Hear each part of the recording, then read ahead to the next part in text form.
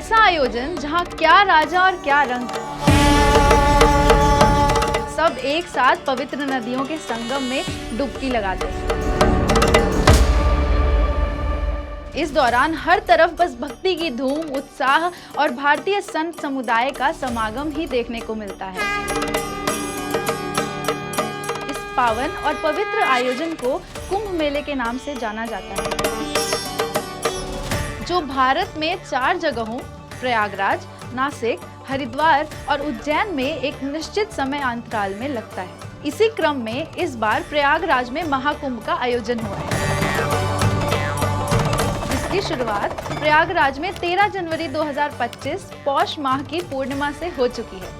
इसकी दिव्यता और भव्यता को तो शब्दों में बयान नहीं किया जा सकता। इसके लिए आपको स्वयं प्रयागराज जाना होगा और इस एहसास को आत्मसात करना होगा। नमस्कार, स्वागत है आपका माया चक्र में और आज के इस वीडियो में आप जानेंगे शाही स्नान का महत्व और रहस्य। लेकिन वीडियो शुरू करने से पहले आप हमारे चैनल को सब्सक्राइब कर लें और बेल आइकन प्रेस कर दें, जिससे आपको हमारी वीडियो की नोटिफिकेशन आती रहेगी। कहते हैं कुंभ में होने वाले शाही स्नान में मनुष्य ही नहीं, देवता, गंधर्व, अप्सराएं और सभी प्रकार के प्राणी किसी न किसी रूप में आते हैं। स्वर्ग से भी देवता आकर इस संगम में अमृत समान जल में गोता लगाते हैं और खुद को कृतार्थ करते हैं। ऐसा क्या है कुंभ के स्नान में जो ये पूरी दुनिया को अपनी तरफ खींच लाता है? ये सिर्फ आस्था नहीं है, ये है आत्मा की शुद्धि का महापर्व।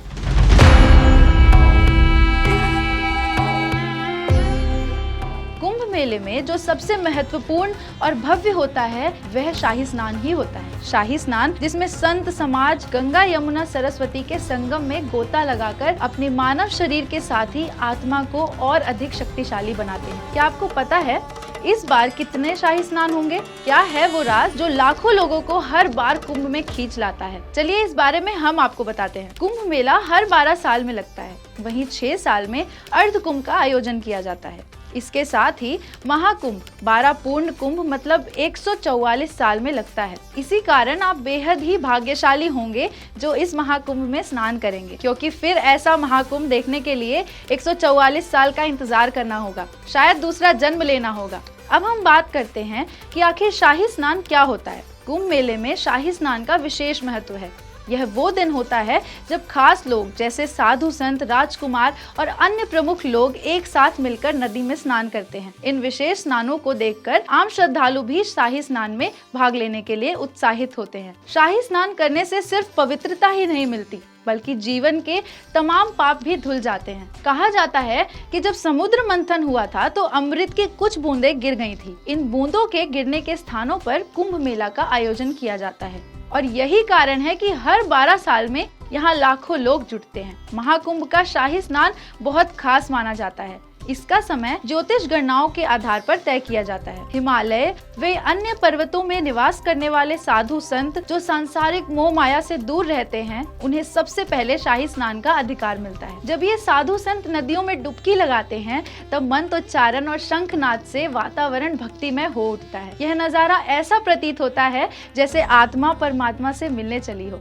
लंबी जटाओं वाले साधु संत हर हर गंगे की जयकारे के साथ शाही स्नान करते हैं। इनका भक्ति में लीन होना और कठोर परिस्थितियों को सहन करने की क्षमता ही इन्हें विशेष बनाती है। इनके स्नान के बाद ही आम श्रद्धालु मोक्ष की कामना के साथ डुबकी लगाते हैं। धर्म और ज्योतिष के जानकार मानते हैं कि शाही स्नान की परंपरा वैदिक काल से शुरू हुई थी। ग्रहों की खास स्थिति में किए जाने वाले इस स्नान को विशेष महत्व दिया जाता था। वहीं इतिहासकार बताते हैं कि मध्यकाल में राजाओं ने साधु संतों को सम्मान देने के उद्देश्य से उन्हें कुंभ में सबसे पहले स्नान करने के लिए अनुमति दी। तभी से इस स्नान को शाही स्नान कहा जाने लगा। इस बार कुंभ मेले में 6 शाही स्नान होंगे और हर शाही स्नान का अपना महत्व है। ये दिन केवल स्नान करने के नहीं बल्कि जीवन के हर संकट को उभरने, आत्मा को शुद्ध करने और पुण्य कमाने के दिन है। इस बार कुल 6 तिथियों में ही शाही स्नान होगा। इसमें पहला शाही या अमृत स्नान 13 जनवरी और दूसरा 14 जनवरी को था। अब तीसरा शाही स्नान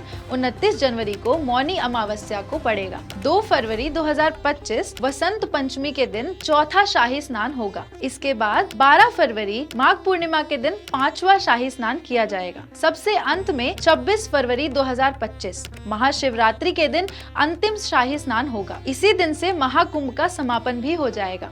क्या आप जानते हैं कि कुंभ मेला में स्नान करने से आपको न सिर्फ पवित्रता मिलती है बल्कि जीवन में कई अनकहे परिवर्तन भी आते हैं। अगर आपने कभी महसूस किया है कि जीवन की राहें बहुत कठिन हो गई हैं, तो क्या कुंभ मेला आपको वही परिवर्तन दे सकता है जिसकी आपको तलाश है? अब सवाल यह उठता है कि आखिर इस स्नान का धार्मिक महत्व क्या है? हिंदू धर्म में माना जाता है कि कुंभ मेले के दौरान संगम पर अमृत की बूंदें गिरती हैं। यही कारण है कि इसे अमृत स्नान भी कहा जाता है। लेकिन इसका वैज्ञानिक पहलू भी है। कुंभ मेला सर्दियों में होता है और इस दौरान संगम का ठंडा पानी शरीर की इम्यूनिटी बढ़ाने में मदद करता है। साथ ही यह स्नान मन को शांति और ऊर्जा से भर देता है। धार्मिक मान्यता है कि कुंभ में स्नान करने से पिछले जन्मों के सारे पाप धुल जाते हैं।